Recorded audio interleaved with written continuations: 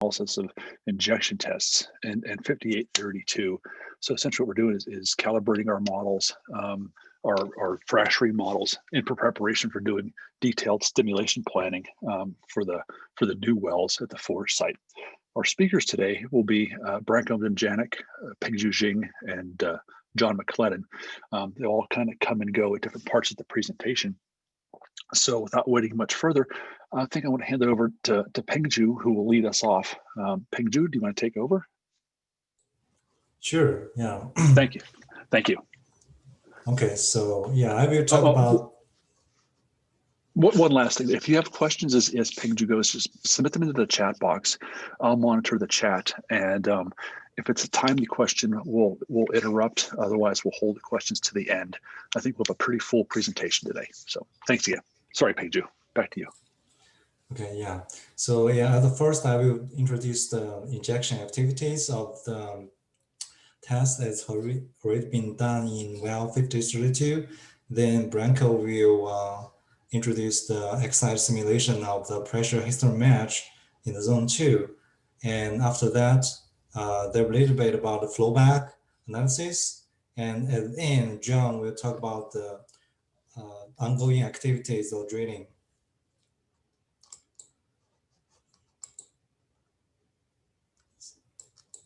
So this is a picture of the Utah Forge site. There's 3 wells that have already been drilled, 5032, 6032, and 7832. And 5032 is a pilot well where lots of injection activities have already been done. And 6832 and 7832 are 2 seismic monitoring wells. And there will a few more wells will be drilled. So the 16A 7032 is an injection well. Actually, the spot date will be later this week. And there's also a new seismic monitoring well. It's 5832. And also there'll be a production well. It's called 16B. So John will talk more about the injection activities, drilling activities at the end. So well 5032, so this is a geologic map. Well 5032 is a pilot well for testing, and it has a drill to about 7,500 feet and penetrating more than 4,500 feet of granite. So in this well, there's 3 zones has been treated, zone 1, 2, and 3. So zone 1 is an open hole zone. It has about 150 feet as a toe. It's treated both in 2017 and 2019. And zone 2 and zone 3 are case and perforated zone. Each of them have 10 feet section. In each zone, up to 9 injection cycles were carried out. And these injection activities including microhydrofracturing, defeat tests, stability tests, pumping, and flowback tests. So here's the details of injection. Also here I show the pressure of the zone 1 during 2017 injection. So in this zone, zone 1 during 2017, there are 8 injection cycles, including so 2, 3, 4, and 6. They are microhydrofracturing tests, and 5 and 8 are defeat tests, and 7 stability tests. So here we so the difference between a micro HRF and defeat is that so microhydrofracturing test has a relatively lower pumping rate. So here is 1 barrel per minute or lower, and the defeat test has a higher pumping rate. It's 5 barrel per minute or higher. So this is still zone 1, but during 2019 injection. So it has 9 cycles. Still, it has micro HRF and defeat and step rate like 7, and also have what's new here in 2019 is that we add flowback operations like cycle 7 and cycle 9, cycle 7 and 8. And here is the zone 2 during the 2019 injection. So similar to zone 1, we have several different type of injection. And we also have flowback operations like here in cycle 9. So here is a summary of the Closure stress interpretation. So we plot all the Closure stress interpretation together. And so these two, so the blue and green zone 1 and the orange are zone 2. Here we find that the Closure stress inferred from zone 2 is higher than zone 1. And there's no stress interpreted in zone 3 because there's from the data, there's no fracture open or reopen. And here, so we plot the inferred stress gradient with the pumping volume. And we found that in both zone 2 and zone 1, we found generally there's the inferred stress gradient increase with the pumping volume. So it's affected by the volume injected. So yeah, so today's topic will focus on the pressure history match on the zone 2. So here we plot the 4 cycles of defeat test in zone 2 together. We can find that for cycle 4 and 5, the treating pressure is always increasing during the treatment. And cycle 8 and 9, so before like 400 seconds, the pressure is always increasing, and later on it become a little flatter but still increase. And we of course we also find that the treating pressure increase with the pumping rate. So in cycle 4 and 5, the injection rate is about 5 barrel per minute. In cycle 8 and it's about 8 barrel per minute, and cycle 9 is 15 barrel per minute. So the cycle 9 with the highest pumping rate has highest treating pressure, and the cycle 4 and 5, they have lower pumping rate, and accordingly they have lower treating pressure. And more interestingly is the cycle 4 and 5. If we put them together, so we find that they actually cycle 4 and 5 have the same pumping rate and volume. However, the treating pressure of cycle 5 is higher than cycle 4. It's about 200 psi higher. So we think it could be caused by the back stress, the poroelastic effect. So yeah, so this Branko, please feel free to take over to about the simulation. Thank you, Pengju. Hi everybody, I'm Branko Damjanac, and I'm going to present following few slides. I'm going to talk about back analysis of the injection tests in zone 5 and specifically cycle 4 and 5. And as Pengju has shown, the real interesting observation from those tests are first that in both tests the injection pressure is continuously increasing for the duration of injection, approximately 5-6 minutes. And then that the pressure during cycle 5 is actually greater than the pressure during cycle 4. And cycle 5 is basically injected in exactly same injection point. So the purpose of back analysis is twofold. First, we want to use models to better understand physics behind these processes during fluid injection, resulting in observed pressure history. But second, then also to gain additional confidence in the numerical model that we plan to use as a tool to investigate the stimulation strategies later in a project. So clearly, for this back analysis, we used a fully coupled hydromechanical model. At this stage, we neglect or don't include the thermal effects and effects of thermal coupling, both in the fluid and in the rock. It seems that heat conduction in the rock and the effect of temperature changes on the formation and damage in the rock can certainly be neglected for duration of injection test, which is 5 minutes, which is relatively short time considering thermal diffusivity of these rocks.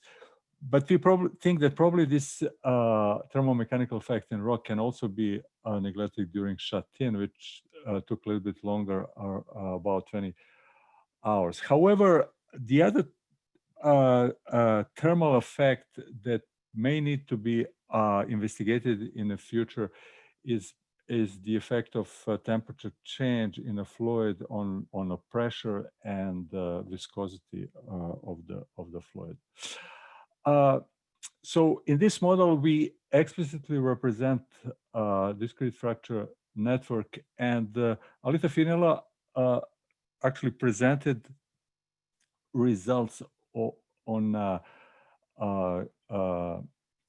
creation of synthetic DFN model in one of the previous forums. He provided to us, to a modeling team, 3 DFNs with increasing complexity and the number of fractures. It is important to mention that those DFNs are somewhat modified in order to make them easier to include in a model without significantly affecting model size and the runtime. So those changes are basically, so there is a threshold in terms of what is the smallest fracture included in the model, because the smallest fracture clearly affects the discretization length that we would have to use. And then also in the DFNs that we used in these models, variability of the fracture orientation within a set was neglected. In these initial models and the result that I'm going to present, we again did not include leak-off in a matrix. The leak-off is included as represented by a flow into the DFN that is explicitly represented. However, certainly during the shut-in period over 20 hours, the leak-off as a matrix flow, or maybe as represented as a Kartek leak-off, needs to be included, and that's one of the things that we plan to do in the future with this model. So if you can go to the next one, Pengju. Okay, so here is the list of model parameters and the initial conditions. So it's basically granitoid, typical properties in terms of stiffness, fracture toughness. The fluid is injected. It's a water at 5 bars per minute, and total volume injected in each cycle is approximately 32 barrels. And permeability is of the rock mass is approximately 10 millidarcies. The location of zone 2 is around 2100 meters depth. So here are provided gradients, but just as a reference, the SH-min is approximately 37 megapascals, and the pore pressure at that depth is approximately 21 megapascals. So if you can go next one, please. So here are the DFNs actually used in these models. And again, they're shown with increasing number of fractures and the extent. So there is one fracture which is actually mapped in a borehole, 5832, very close to the injection point, and with orientation roughly with the normal, almost close to the orientation of SH minimum horizontal principal stress. This is this blue fracture, and every model includes this fracture explicitly. But then the next level of complexity is the model with the total 5 fractures, so 1 blue and 4 greens, then 74 additional fractures, and then finally the DFN with 3 fracture sets and total of almost 2,000 fractures. If you go to the next slide, please. So this is geometry of the first model. So this is the simplest model with only 5 DFN fractures included in the model. So the model has for this DFN has 50 meters edge length.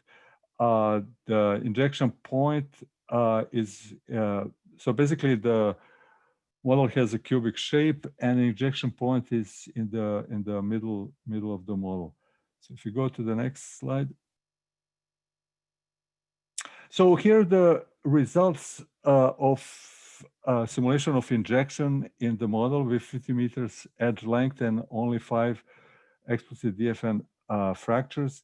We show the results only for approximately 20 seconds. And I want to point here that the reference stress is moved so that actually the 0 stress corresponds to SH min, meaning that stresses that are positive in this model, both in a chart and in a contour plot, are basically stresses in excess of SH min, or in a case of injection pressure history, that's basically a net pressure. So we show here the contours of the pressure in a model after 20 seconds injection, and we also show the injection pressure. I'm not sure if this slide, it is clear from this slide, but what we see here is that, so injection is somewhere in the middle of the model where my cursor is, if you can see it. And what we see is that as we inject, the hydraulic fracture propagates, and then it intersects this dominant fracture, which is mapped close to the injection point. And at that point, the hydraulic fracture is actually arrested. And from that point on, the basically fluid is injected into the pre-existing joint, and then from that also further dissipates in the rest of the network included in the model. And looking at the injection pressure history, we do see that pressure does increase, but then levels off after approximately 15 seconds of injection. So if you go to the next slide. So one of the consequences of the effect of injection is that there is a slip on one of the fractures, the one close to the injection point, where the pressure increases. So we have observation here of the so-called hydroshearing, or a slip on the fracture induced by increase in the injection pore pressure. So if you go to the next slide, this is just a slide showing geometry of the model, which includes 75 fractures. And now the size of the model is increased, so the edge length is 200 meters. I'm not going to show any results from this model, although we did carry out some simulations with this model. And if you go to the next slide, so we go to the results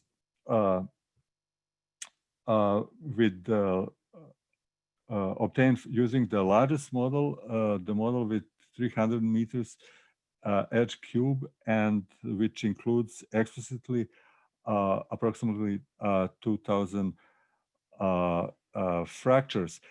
Now, the extent of 300 meters and of the DFN as we see it in this figure is probably not necessary for duration of injection for 5-6 minutes. However, since the shut-in and leak off of the fluid into the formation over 20 hours before cycle 5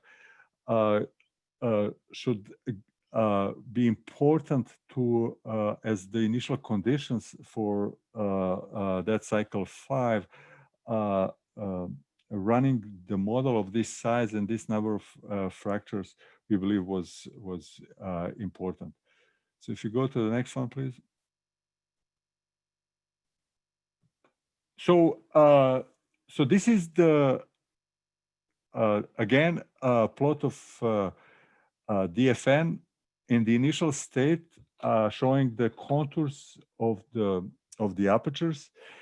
And basically what we found is that the apertures were so there is variability of the fracture apertures, and that variability was provided again to us by Alita Finila.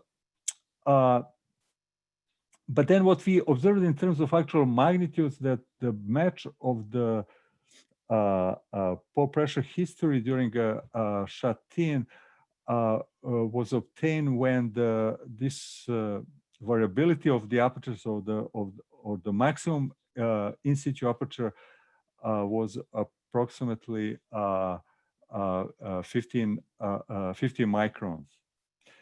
So then this model was subjected to injection. So if you go to the next slide, please. And the obtained results from a model of injection pressure for duration of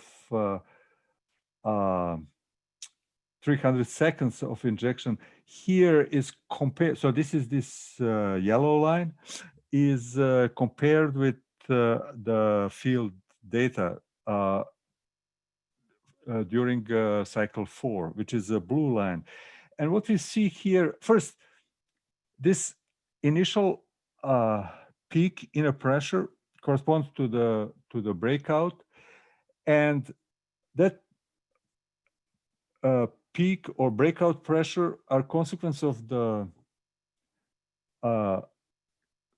completion, design, and detail of the perforations, and also detail of geometry around the well, which in this model, which is aimed mainly at simulation of hydraulic fracture propagation, was not explicitly represented. So this model doesn't even attempt to match this breakout pressure. Instead, you know, the goal is actually with this model to match the hydraulic fracture propagation pressure, which is basically this part of the blue curve after the breakout. And the breakout will be subject of separate model that is planned in the future. And that model will then deal with actual detail of the perforations and the detail of geology around the borehole.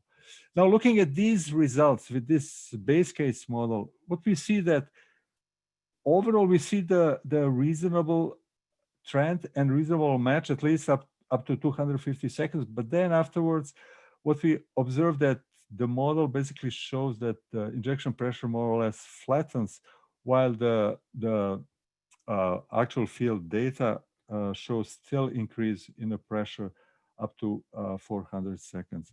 So if you go further, so I'll just show you a couple of slides actually showing some of the results from the model at the end of the injection into cycle 4. So first, we're showing the contours of the pore pressure. So injection point is again in the middle of the model, and this is like a clip box. So we basically cut through the model and basically show the model behind the cut plane.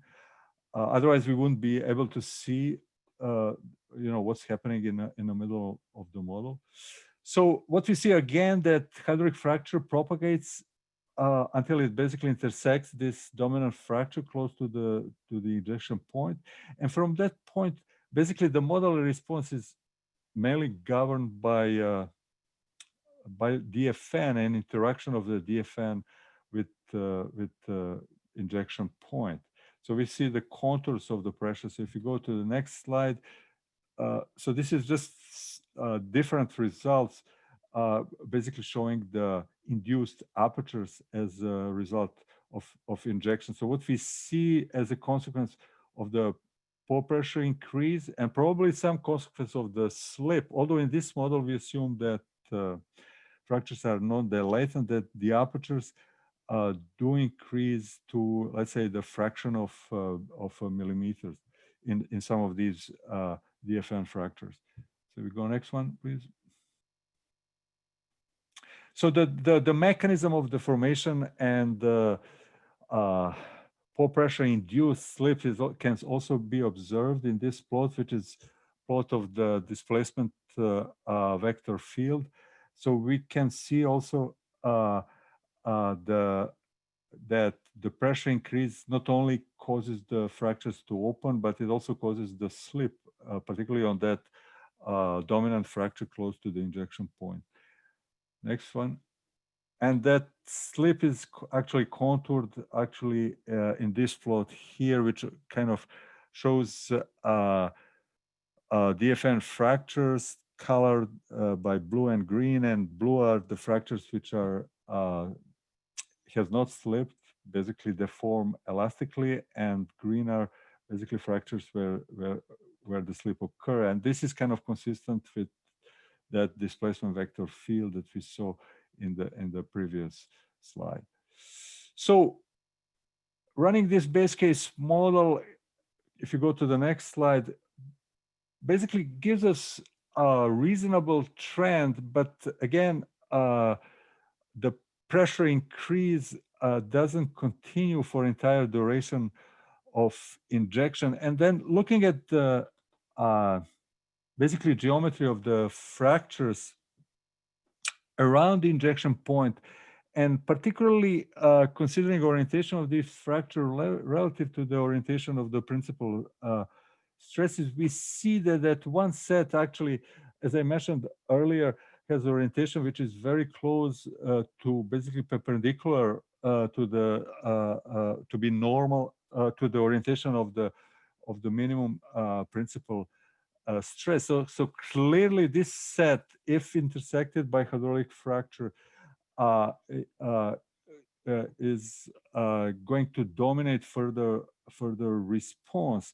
And what we see is, looking at the contours of the pore pressure, that the pore pressure in that set, and particularly in this fracture close to the injection point, builds up, and it seems to be acting as kind of another hydraulic fracture subparallel to the fracture initiated from the injection point, providing some kind of stress shadow effect. So if you go to the next slide.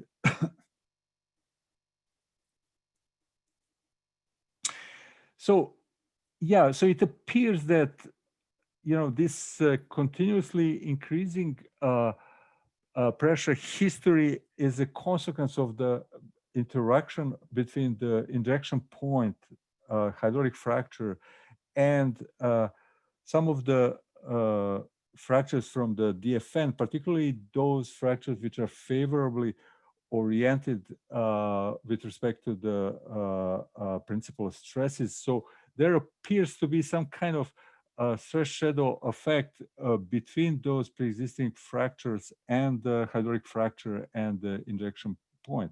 So we did kind of a small variation of this model where, as it's illustrated here in a slide on the right side, we added a couple of more fractures which are exactly the same orientation but offset on two sides relative to the injection point, because it appeared that, you know, additional fractures of that orientation would emphasize this effect of so-called self-propping. So if you go to the next slide, so here are the results of two additional models, which are almost identical to the base case which I presented earlier. But in addition, these two models have two additional fractures, which are again favorably oriented for this self-propping or self-stress shadow mechanism. And one case was run again as a base case, assuming 0 the latency in the fracture, and then the other one we assume 2 degrees dilation. And what we observed then from these models that actually we get this continuous injection pressure increase, similar as what was observed in the field data, with slight difference in the results depending on assumption of the latency of the fractures. I just want to mention that in addition to these sensitivities which are presented here, we also carried out sensitivity with number of different parameters, including in situ permeability of the DFN, the shear strength of DFN, particularly friction angle, then uncertainty in terms of magnitude and orientation of the in situ principal stresses. And those sensitivities kind of showed us slightly different responses in the sense that was expected. However, none of them actually kind of explained or resulted in explained the continuously increasing the pressure or resulted in a better match with the field data. So if you go to the next slide, and I think this is the last one that I'm going to present. So then we ran this model also for the 2000 seconds of roughly actually it's more like 1500 seconds of shut-in, and we compare again the model results with field data, and it appears that we see a pretty reasonable match, and this is indication that probably those initial apertures that I've shown in one of the previous slides are reasonable approximation of the overall permeability of the reservoir. I think these results also needs to be checked with the model where we include the matrix leak off. Okay, so I think at this point I would then probably Pengju should take over the presentation again. So. Thank you, Branko. Yeah, so next I will talk a little bit about the flowback test analysis. So the flowback could provide an alternative mechanism for assessing induced stresses, system transmissibility, and an index for evaluating fracture surface area and fracture complexity. Also, flowback offers an advantage of shutting because of reduced time to closure. So we have several cycles that have flowback. So here we focus on the zone 2 cycle 9, and so it has a maximum pumping rate to 15 barrel per minute.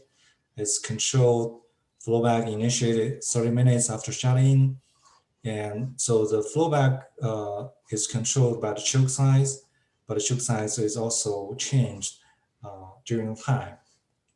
Finally, there are 90 barrels were recovered out of 180 barrels pumped. So here we try to infer induced stress from the flowback test. So the inferred stress gradient is 0.65 psi per foot. So here, in this plot, we put all the subcycle together in this pressure versus return volume, and we find that the stiffness, so it has a significant change between subcycle 2 and subcycle 3, which can be indicates the fresh closure. And we also compare the stiffness of the final subcycle to the stiffness during injection, and they are quite close. So one is 453 and another is 469. So this also demonstrates the fresh closure as final cycle. And here, so in this analysis, So we plot the rate normalized pressure versus a mature messing time. And so this is the first subcycle, and this is the final subcycle. And the slope, we see that as the first subcycle is between 1/2 and unit, and at the end it's unit. So it has a transition between the slope is changed between the first one and last one. So in this first one, it's fracture not fully closed, and last one, the fracture is fully closed. And here we plot the water pressure normalized rate with a normalized accumulated production. And so here we calculate the initial water in place is 204 barrels, which is comparable to 188 barrels injected. And please note that this 204 barrels initial water in place is obtained based on assumption of the system compressibility is 10⁻⁴ psi, 1 over psi, which is high end.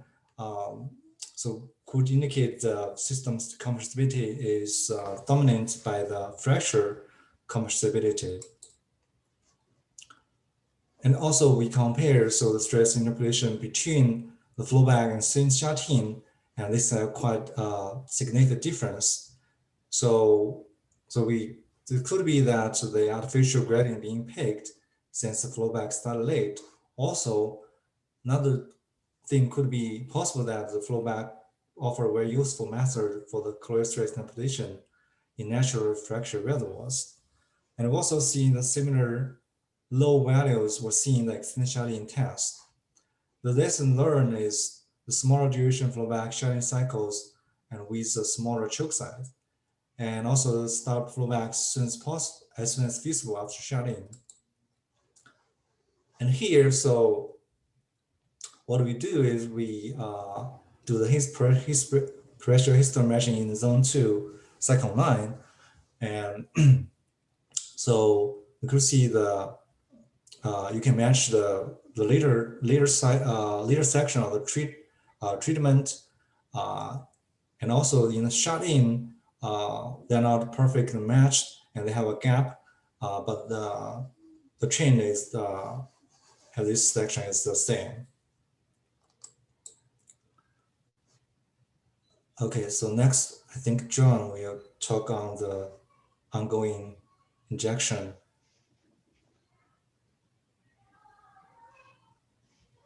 Hi, thanks, Pengju. You know, I've been following the chat, and it you know, it really brings to mind to me a paper from about 15 years ago by Hans de Potter, where he did some very nice laboratory experiments on cement blocks that he allowed to intentionally fracture naturally. And that work, amongst some of the microseismic work, really set the stage for us thinking that in certain lithology, certainly there's a possibility for natural fractures playing as high a role.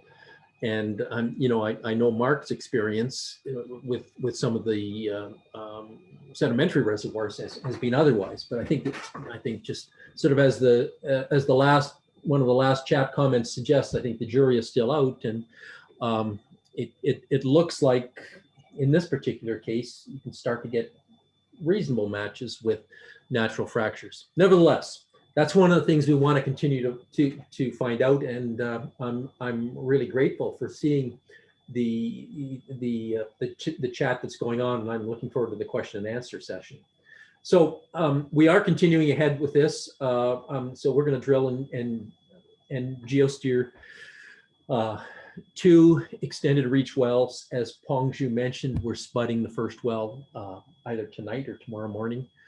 And that well is intended to be just under 11,000 feet in measured depth at a tangent of 65 degrees to the vertical, and the kickoff point at about 5,938 feet, something like that, as far as I can remember, 5 degree per 100 foot build angle. And so amongst this, along with this well, we'll be coring in 2 locations. We'll be logging extensively. We'll do an extended leak off test just past the build and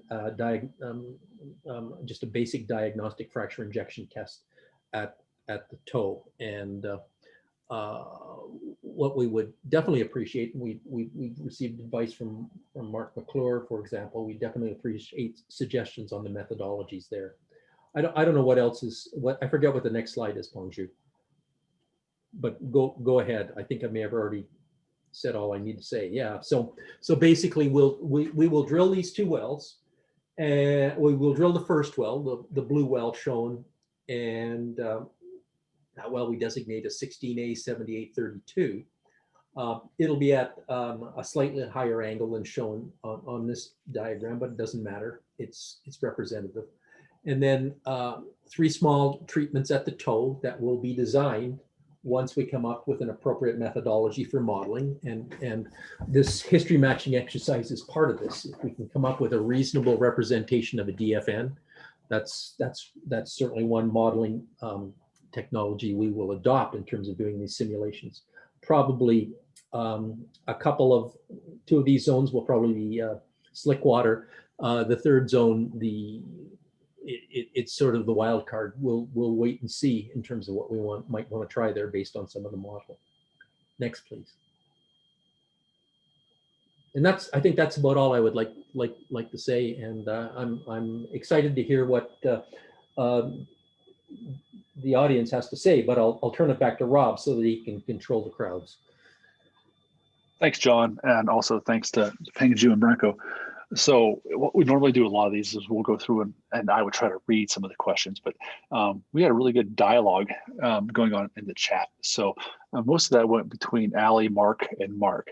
So what I think I'd do is actually ask the 3 of you, Mark Cottrell, Mark McClure, and Ali, to unmute yourselves. And I think, Ali, do you want to start just with your questions? And then I think we can have the other folks kind of just have a discussion here instead of being too moderated.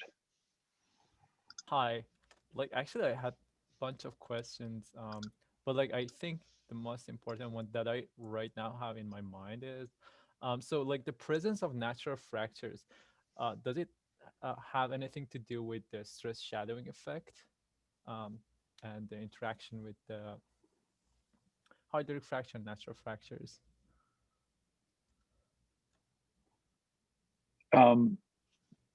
Branko, do you want to take that one?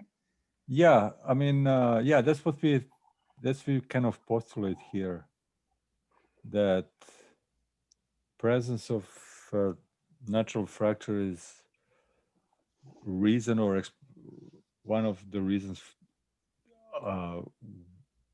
why the pore pressures are continuously increasing during injection.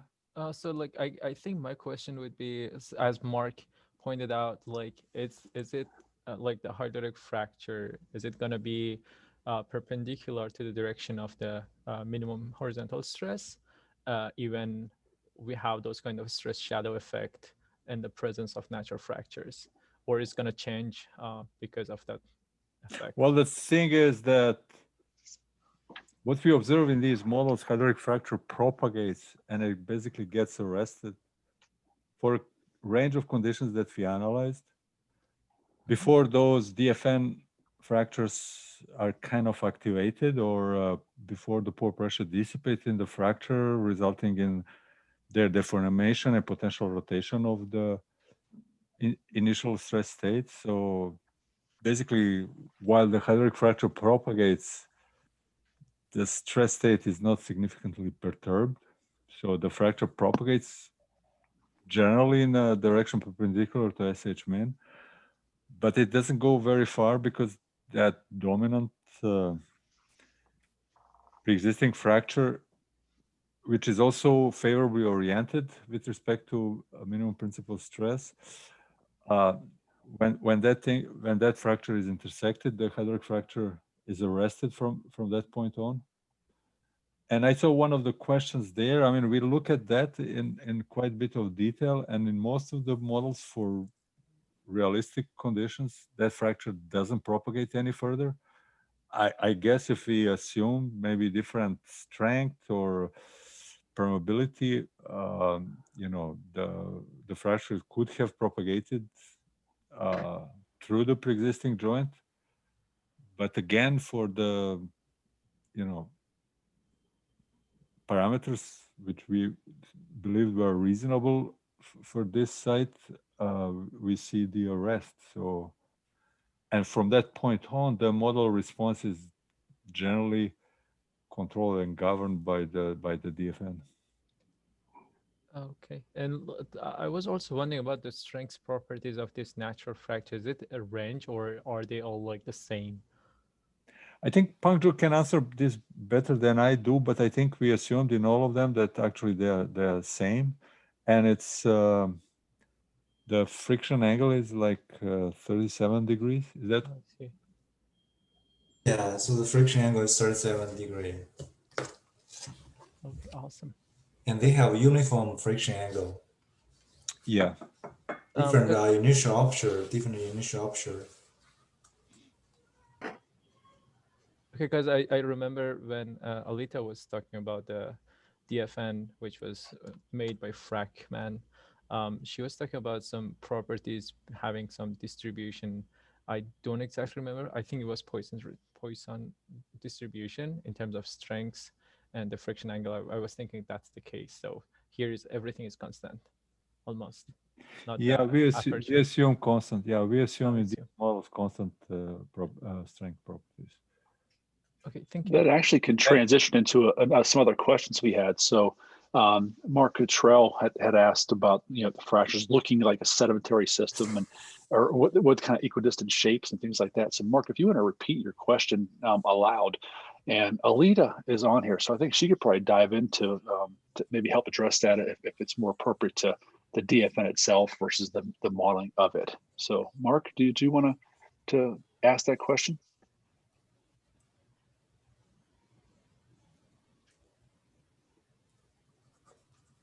You're muted if you're trying to speak.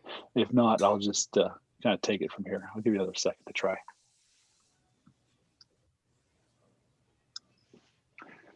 So I'll assume that Mark Cottrell can't get an audio to work. But he asked a question, and I think most of you may have seen it in the chat, is the fractures shown look like those that be encountered in a sedimentary system, i.e. long/elongated. This differs from the earlier DFN pictures. It seems with equidistant shapes. I think maybe Alita, you could help address that, and maybe Branko, you could weigh in as well. I think it's maybe the perspective that it was shown. But Alita, do you want to try addressing that question? Yeah, sure. I think that must be a perspective issue, or the slices that were cut through them makes that a little misleading, because yeah, they're all equidistant, so they're all represented as six-sided hexagons, given that this is a massive intrusive body. We don't want to impose a elongation in any particular direction. Thanks, Lita. Branko, did you want to comment? Because in part of your analyses, you added a few extra ones, and so another thing I think it's worth pointing out is that this zone where these tests were conducted that we showed in the simulations today, this zone was actually chosen to be perforated because it seemed like it had the highest, or one of the highest concentrations of optimally oriented natural fractures. So we were hoping that this would be a zone that would be easy, air quoting, easy to stimulate by the presence of some of those fractures that are actually represented in the models that Branko used and that Alita generated. Yeah, I mean, yeah, go ahead. The fractures that were added had exactly the same geometry as this fracture that was mapped, which is close to the injection point. So I just translated it along the wellbore, and yeah, I mean they're all fractures are. I mean, it was just question of approximation. The fractures are supposed to be like disc shape, penny shape cracks, and it's just like issue of approximation. So in the end, I mean, we could have represented them as a penny shape, but actually we used like hexagons. So But I think it's probably close enough, but they're definitely not elongated. The other thing regarding this fracture close to injection point, so the fracture was mapped, so we knew the location and orientation. Of course, we didn't know the size. So in most of the models that I presented the results from, we are basically assumed that a radius of that fracture was 50 meters, but we did also some sensitivity analysis with respect to that radius. So we looked at what if we assume that that fracture radius is 10 meters, and the results were slightly different and probably not as good match with pressure history as when we assume 50 meters radius. So for that reason, we kind of proceeded with this greater radius of 50 meters in the model. So for that fracture, yeah. Okay. So Mark McClure, and you know, for some of the chat that went back and forth, I think pulling out of all that, is there, you know, one question you'd pose initially, and then we can just maybe discuss from there? Yeah, sure. Thanks for calling on me. Yeah, I mean, I just think there's a lot of uncertainty here. We don't really know how big the fractures are. We don't know how conductive they are. We don't know if they have cohesion that cements them shut. We don't really understand field scale hydraulic fracture termination against natural fractures at all. And we don't know if maybe they do terminate and then they jog over 6 inches and keep going. I just think there's a huge amount of uncertainty in even the fundamental conceptual understanding of what's going to happen when we do injection at Forge, whether it's, you know, formation of hydraulic fractures, what you're showing here, which is the opposite, basically flow almost entirely dominated by flow and natural fractures, some combination of both. You know, I think that you can run a numerical model and arrive at any answer based on the assumptions that you use in the model. And I don't even see any prospect of being able to validate those assumptions in the near term. So I think that's the main thing, is just, I want to make the general comment that I just feel like our overall uncertainty on what's going on is far greater than it may be seem. And I also do think there is a hope for answering these questions at Forge. I mean, I think there's been discussion of doing things like, you know, in the second well could be cored through the fractures created by the first well, and other things like that. And so I do think there's an opportunity to answer some of those questions at Forge, but I think if we need to ask those questions. So if we just assume something, we don't ask the questions, then we won't have the opportunity to really address them. So that's my comment. I guess it's more of a comment. I mean, feel free to reply, but that's my impression, is simply that we have a lot of uncertainty about what is even happening. And I don't know how we can address that solely with modeling. I agree with everything what you said. I mean, we are definitely all aware of level of uncertainty. On the other hand, I'm not sure that I completely agree what your comment implies.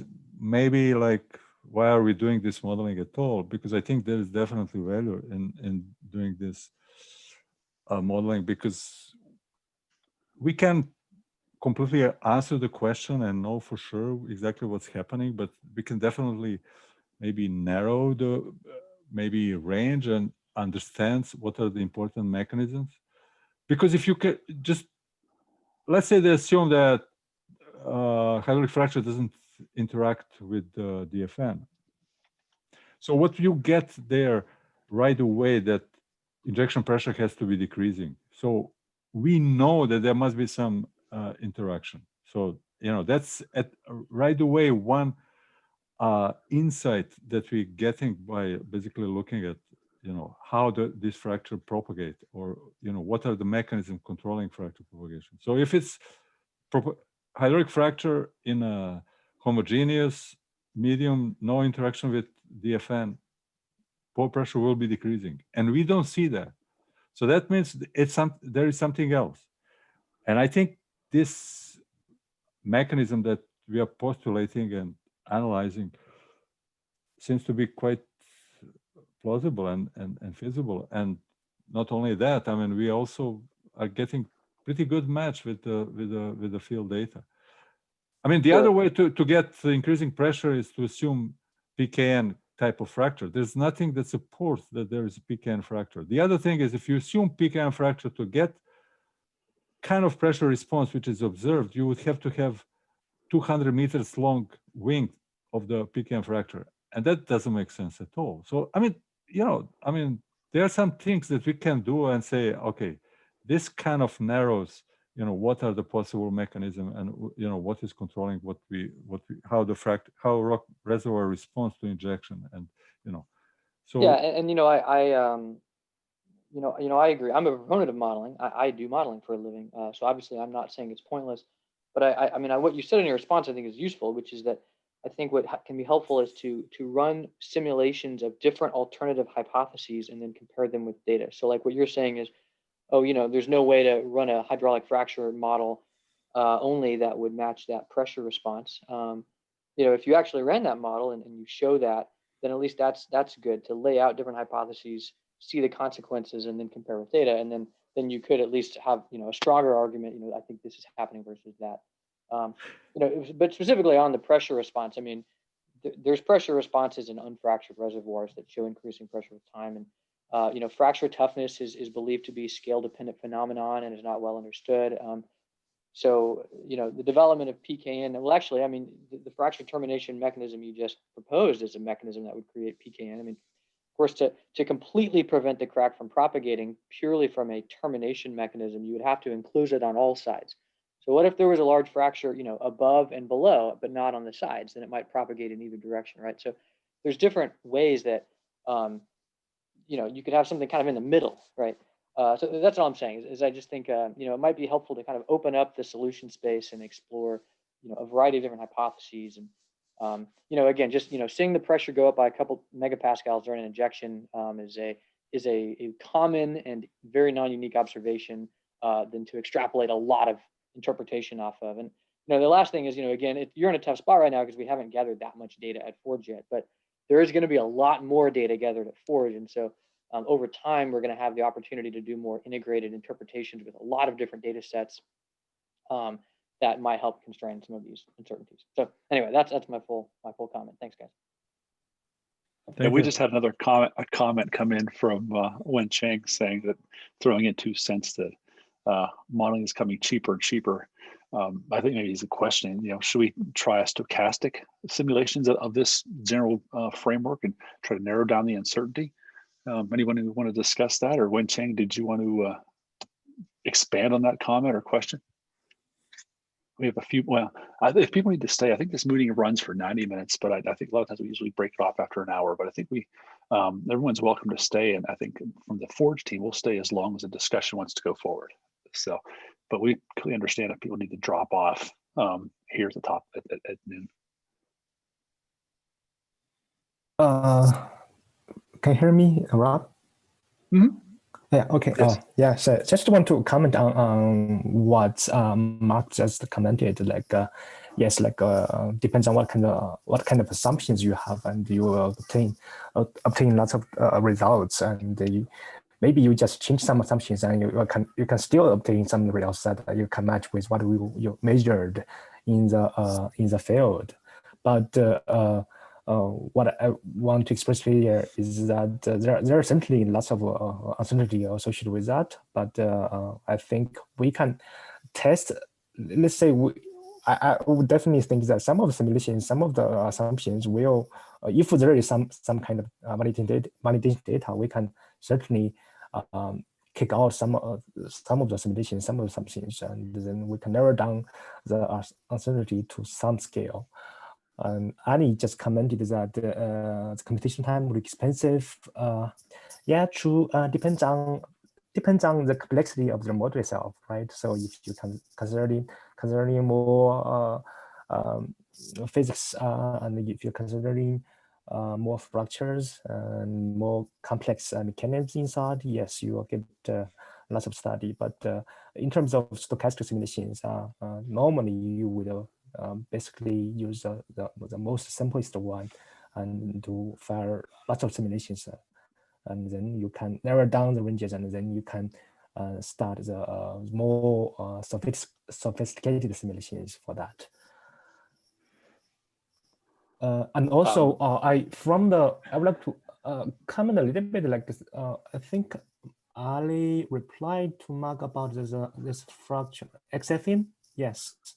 I would just comment on that. Like XFM is a numeric method. I think probably it's not capable of running thousands of fractures like what you did in the X side, but it does not constrain fractures initially, so it can automatically propagate into the directions that it needs to be. Can I comment also on that one? Yeah, please. I think on XFEM, what we have is a damage zone, right? And then when you are allocating the damage zone, you're kind of giving it to the model in which direction the hydraulic fracture is going to propagate. That's, I think, one of the limitation of XFEM, but X-side doesn't have that kind of limitation. That was Correct. my comment about.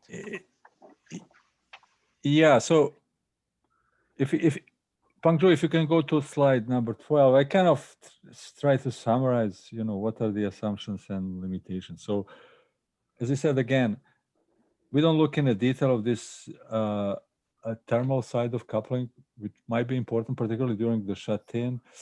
And also leak-off is kind of considered in only those fractures which are explicitly represented. So we don't look at leak-off into the matrix. And again, there is some limitations in terms of DFN, because DFN doesn't include all fractures, particularly those relatively small. So that part of leak-off might not be explicitly represented. But in terms of mechanics, the code doesn't make any assumptions like, oh, there is only a flow in pre-existing fractures. So the code can simulate both propagation of hydraulic fracture and interaction of hydraulic fracture in very general sense with the DFN, and how the hydraulic fracture propagates on which side, whatever, is in no way, it's part of the solution. So it's not kind of predefined thing or part of the modeling assumption. So I feel fairly confident, in that sense. And the model has been used and tested and validated, and also with the actual physical experiments. So, there's always issue. With respect to uncertainty, no, at this stage, we haven't done some kind of stochastic analysis to kind of cover in a systematic way wide range of input parameters and uncertainty in those input parameters. But we looked, as I mentioned, we look at the effect of uncertainty in the magnitude or orientation of principal stresses. We look at the uncertainty in a joint strength. We look at uncertainty in apertures and also in situ permeability. And we present here a few results, but to be honest, until now we probably completed almost like 100 different models and simulations, looking at different scales, different input parameters and so on. And again, I'm not claiming, we know exactly what's happening. There is still a lot of uncertainty, but again, this is the way to understand, and to understand what are the mechanisms to give the observed responses. And Can I ask? So we had another question. Yeah, Let sure. me. Sure. We had another question come in here from Mark White, and he was curious if we could identify in the pressure profiles from those different cycles, the transition from hydraulic fracture propagation to flow or enhancement of the natural fracture system. Pengju, do you want to take that one? And maybe you get to the slide that has some of the pressure profiles. Yeah, Rob, my question is basically what you read, but I was curious because I don't think the pressure plots that Branko was showing were early enough in time to kind of show that. But I was curious to see if that you can actually see that in the pressure profile. Oh, the differentiate stage when the fracture is propagating from a stage when there is actually interaction with the DFN? Yeah, I just like to kind of see what that looked like. Yeah, I don't know. I mean, I think that's a good comment, and we can go back and look at it. I mean, right now I can't tell. If you look at the pressure history, I can't tell at what point the hydraulic fracture hits the pre-existing joint. So Yeah. So Pengju, would you should- go down about 2 slides? Yeah. Go Yeah. to that slide 28. yeah, I'm not sure. I don't know. Maybe there's this kink. In some of those pressure histories, we do see kind of spike, which again doesn't correspond to the actual breakout, you know, but it's kind of maybe a response of the model and you know, indication when the hydraulic fracture basically stops propagation. But we don't. I don't see that in these results. But it does occur very early during injection time. Yeah, that's what I So thought. let me ask that, kind of pull into this with a little bit more. So in the plot that's shown at what 55 seconds or so, we see that highest pressure. Is that when we had formation breakdown and that decrease in pressure between 55 and nearly 100 seconds? Is that fracture or hydraulic pressure being propagated, and then the minimum once we started? I think that's the fracture initiation. So basically, that first spike at maybe 60 seconds, that's a breakout pressure. That's a fracture initiation. Maybe coalescing fractures around the perfs and so on, and then basically fractures start propagating at maybe 100 seconds, something like that. Okay. All right, thanks. I was just curious. Thanks, Mark. Someone else spoke. I wasn't sure who it was that had another question, but please feel free. So it was me. I was also wondering if you had any data about the microseismic events in this site, and did you compare it with any numerical modeling in terms of displacement? There is detected microseismic events, but location is uncertain because of the location of the monitoring well. The goal when this was originally pumped was to determine whether or not seismicity could be detected. The issue being is that the monitoring well was too close horizontally and too shallow vertically. And so you were looking down on the events, and the resolution per Schlumberger of location was not reliable. But you do have a good point, is that a further evaluation of this, that's a really good point. A further evaluation of this should look for at least timing of the recorded events. And there were a substantial number of events that were recorded. But yeah, that's a really good suggestion, that there's another bit of data that could be used in this evaluation. Thank you. Any other questions? I thought of a question. So, Branko, are you guys simulating the shut-in pressure transients? Because that's really the key part of this data set, is the shut-in. And then secondly, you know, cool. And then secondly, what is actually the magnitude of SH min in the simulation? Oh, magnitude is 37 MPa, yeah? Mark, I think the magnitude's consistent with the reinterpretation, about 0.77 psi per foot. Okay. Okay, so so you said it's 37. In terms of the y-axis of this chart that you're showing, where is SH min? Yeah, I think probably maybe Pengju, do you know? Because I'm not sure exactly how these pressures are magnitudes are interpreted. So the thickrometry mean is in this direction? Yes, but I think Mark's question is about magnitude. What does it mean in terms of, if you go to slide number 29, yeah, so because when you do calculation, the SH min is roughly 37 MPa, and we see here magnitudes of 25. Is this like some kind of This is surface pressure. Surface pressure. Okay. Yeah. But measured in a dead string. So Yeah. there's no correction for friction, but you got to add the hydrostatic to this. And Yeah. Okay, hydrostatic and so what is hydrostatic? 3,200 psi. So whatever that, it's 20 odd.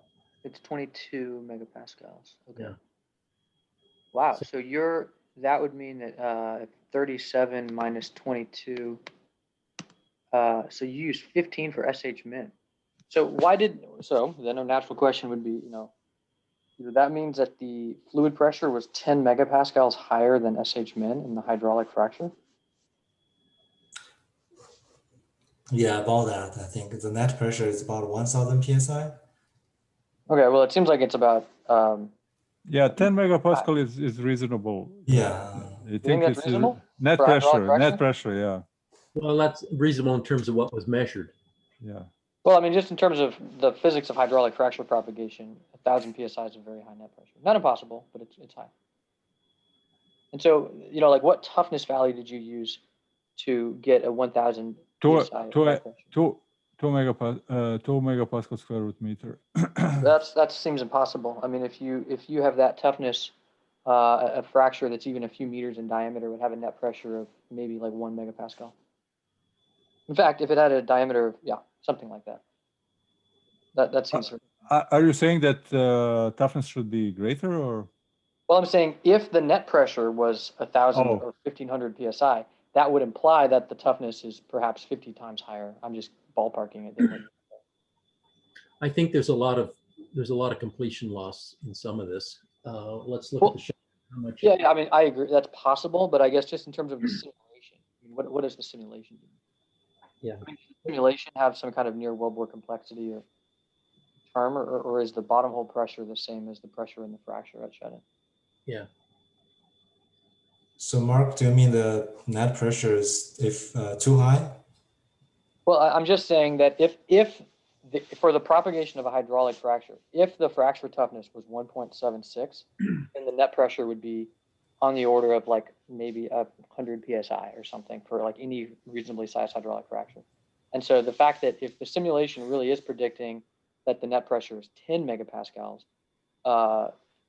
then that just somehow something's not making sense to me because. Well, it's also a consequence of interaction with DFM because you're not propagating anymore necessarily perpendicular to SH min. So it's a little bit more complicated than that. Yeah. Okay, so is the hydraulic fracture terminated 360 degrees around its perimeter? Because if there was any part. No, it was not terminated. It just stopped. But okay, so at the top part of the fracture that didn't hit the natural fracture, the pressure is, 1,500 psi above SH min, and the toughness is only 1.76. So it seems like the crack should have continued to propagate in every other direction. So even if it terminated against part of it, then the part that's not terminated should have continued propagating based on that toughness and that net pressure. Yeah, I think it's a little bit more complicated because you interact the fracture. So the pre-existing fracture, it has some initial permeability. So it does affect the pressure. Then there is also effect of, again, once you start interacting with DFM, stress is changing. So I don't know. I mean, I see your logic and reasoning, but I think it's kind of too simplistic or kind of. Well, I mean, I can say, I would do this modeling too. I've run the same exact simulation. I've gotten a different result. So I think it's worth looking at. Okay. It's not just my mental reasoning, but it's my experience doing this exact type of simulation. So I don't know. I think it'd be interesting to kind of try to explain that. Is all. I mean, if that is in fact what the model predicted, I think that's kind of like surprising or interesting. It would be interesting to kind of really dig in and try to understand why. Because again, my understanding would be that at the part of the tip of the hydraulic fracture that is not terminated, and the propagation criterion should have been easily exceeded by a great deal. And so it should have been propagating. And so, if you think it's stress shadowing, well, okay, that would require like 10 megapascals of stress shadowing from the adjacent natural fracture. That would be an awful lot. So I don't know, it's hard for me to see how it all fits together. It'd be interesting to kind of just go into that a little more. So this is a good point. On this particular cycle 4, there's probably no stress shadowing because it was just small amounts of injection before this. Stress shadowing was in the subsequent injections. But I mean, the bottom line is that these were the pressures measured. And the bottom line being is that, you know, we think, based on working with you, that the minimum in situ stress is somewhere around 0.78 psi per foot. And so, you know, we have these actual measurements. We have some sort of background for what the in situ stress are. And so there is a phenomena here that we don't understand if the net pressure is that high, but yeah, I don't know what it is. Yeah, and again, I'm not saying I completely understand it either. I'm just saying I don't understand the model result. It doesn't. I'm not following how the model arrived at the answer it did. I'm sure there's an answer. I just don't see it at the moment. Just a quick question following up Mark's comment. So isn't it because the pressure is not really constant at the fracture and it's kind of dissipating in all the connected natural fractures, and that's why we don't have that much pressure to propagate more? Or Yeah, am I missing something? So the side of the hydraulic fracture that terminates, then fluid's leaking off. So you might expect that pressure is drawn down on that side of the crack. But if I'm thinking about a crack tip element on the opposite side of the hydraulic fracture, away from the natural fracture that's not terminated, in that case, that fluid pressure should be pretty close to the fluid pressure at the wellbore in the fracture. And so again, just at the end of the time step, when it goes to a propagation criterion, it should be numerically calculating a propagation criterion along the crack tip.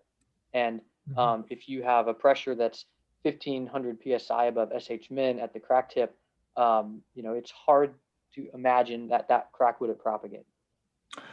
Yeah, but again, if you look at the pressure, it's definitely not a toughness dominated regime, assuming that pressure is constant. So I mean, there is clear pressure gradient. So it's not just controlled by fracture toughness. There is also contribution of dissipation due to viscosity. So again, well, the viscous pressure drop only happens when the fluid's flowing. So if the crack tip is stationary, you're saying the hydraulic crack. I mean, it's not stationary. Fluid is flowing. Fluid is flowing into the DFN. I mean, it's not stationary. It's flowing away from the crack tip. So if there's a crack tip, as I understand it, the hydraulic fracture terminated along the bottom, and there is not termination along the top of the hydraulic fracture. Is that what the image is showing? Yes. Okay. Yes. So you go to slide 16? Downwards toward the natural. Yeah, if you go to 16, yeah. But at the top of the fracture, there's no flow there. The fluid's kind of static because you just have a stationary hydraulic crack tip. So again, I mean, I would expect. It's yeah. You see the pressure. Do you see pressure contour there? Well, I don't really see the hydraulic fracture. Where is the hydraulic fracture? So it's basically you see where okay, no, hydraulic fracture, yeah. Okay, so hydraulic fracture is more or less constant. You're right. Pressure is in hydraulic fracture is constant. Okay. Yeah, so it's kind of phenomenal. It's roughly, yeah, it's kind of roughly there. Just, I don't know if you see my, no, you probably don't see my cursor. Pengju, can you show just in the middle of, in the middle of the, is this red area there? There, yeah. So it's roughly there, yeah. Okay, so I mean, it's a tiny little hydraulic fracture we can't even see. But yeah. I think if we zoomed in, what we're seeing is that there's the top of the crack is not terminated against a natural fracture, right? No. Okay, so I bet that if you look and you zoom in, that the pressure along the top of the hydraulic fracture, where there's no flow and there is also no leak off, so there's no or there's minimal leak off, probably that pressure is pretty close to the bottom hole pressure. But do you see that the pressure in a DFN fracture is almost same magnitude as the pressure inside the hydraulic fracture? So the stress condition there is not the same as if you're propagating fracture in an infinite medium with you know, predefined SH min. So again, things are a little bit complicated, and that's the whole idea of this whatever self-stress shadow effect, whatever. So at this point, the condition for propagation at the top of the hydraulic fracture are different than, you know, if the fracture, there is no DFN. Yeah, okay, well, I mean, I guess, I have nothing else to say about it other than I've run this same simulation and gotten a different answer. You know, what I find is that water takes the path of least resistance. And so if there is any fracture element that can propagate, it's going to go, because it always wants to go into the energy minimizing state is for it to be in a crack that's perpendicular to the minimum available stress direction. And that's going to be perpendicular to SH min. So yes, cracks can terminate. yes, cracks can leak off into natural fractures, but it seems to me if you apply 1500 psi of net pressure on a hydraulic crack tip, things are going to propagate. And I find it hard to believe that stress shadow from the adjacent fracture is so huge that it is able to completely quench off that propagation. And even if it was, that would be a very idiosyncratic result that would arise from like just the right arrangement. So how do you explain that fractures from a single stage never propagate all? That the clusters from a single stage never all clusters from a single stage never propagate hydraulic fracture. That there's out of 5 or 6 that usually typically propagate 1 or 2 or 3. So what happens with all these others that they kind of get arrested? Well, that's what I'm sorry. You're talking about if you have multiple perf clusters in a frac stage. Why are you able to initiate more than 1 or 2? Yeah. Well, that's why you do limited entry completion. So that's the whole premise of limited entry completion. If you didn't use limited entry completion, you would get 1 or 2 dominant fracs, and that's what happened when people did open hole frac completion, and that's why they stopped doing it. So with limited entry, there is a rate dependent pressure drop at each perf cluster. It's not limited entry. It's also stress shadow effect. Well, stress shadow effect tends to localize flow into a small number of flow pathways, whereas limited entry does the opposite. It distributes flow across pathways. That's correct. Right. So here you only have 1 fracture. So there's no yeah. There's only 1 fracture, but that 1 fracture interacts with the DFN, and DFN. Some of those fractures within DFN are favorably oriented and initially permeable. So talking about path of least resistance, I mean, they take a fluid, as you can see, there is very little pressure drop. And so there is this effect of where you're injecting a fluid in a fracture and dissipation of the pressure into the hydraulic fracture changes the stress state onto which fracture is propagating.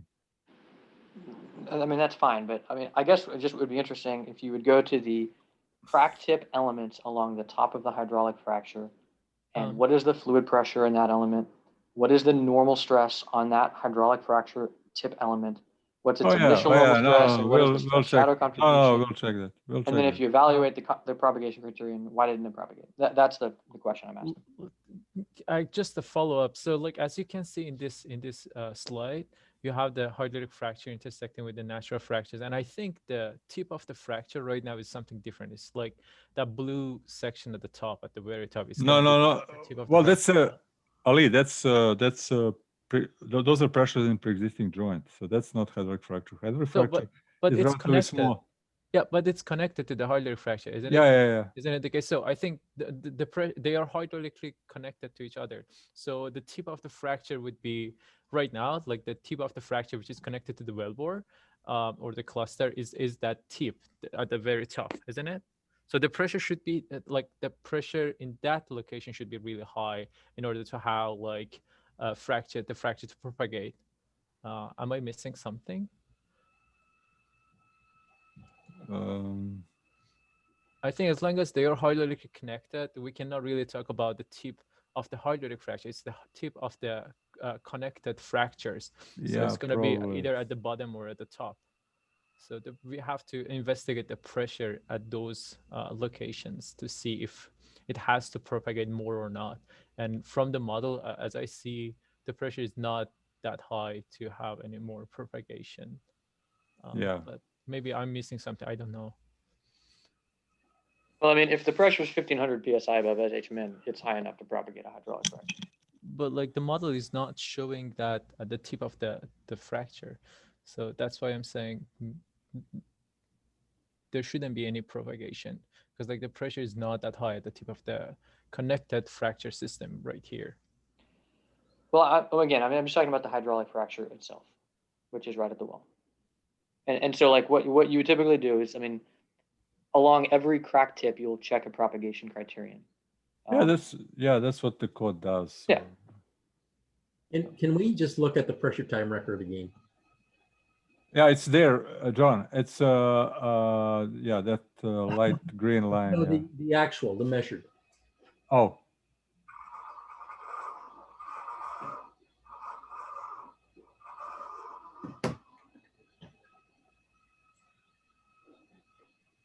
Okay. So you can see that, there's not much drop on shut-in.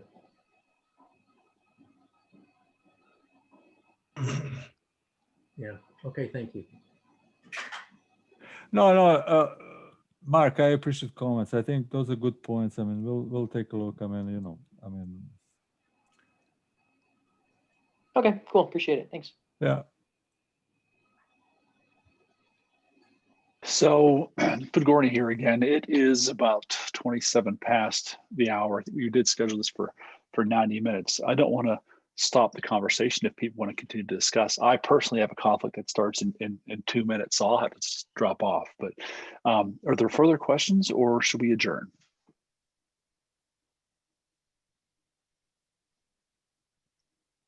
Silence means we're probably ready to adjourn. I want to thank our speakers today and our attendees for the great questions, great comments, and great dialogue. So we'll be announcing our December forum here probably in another few weeks. So please stay tuned, and you'll be on our mailing list announcements from this one. So hopefully we'll be seeing you again and discussing in December. Thanks all. Bye now.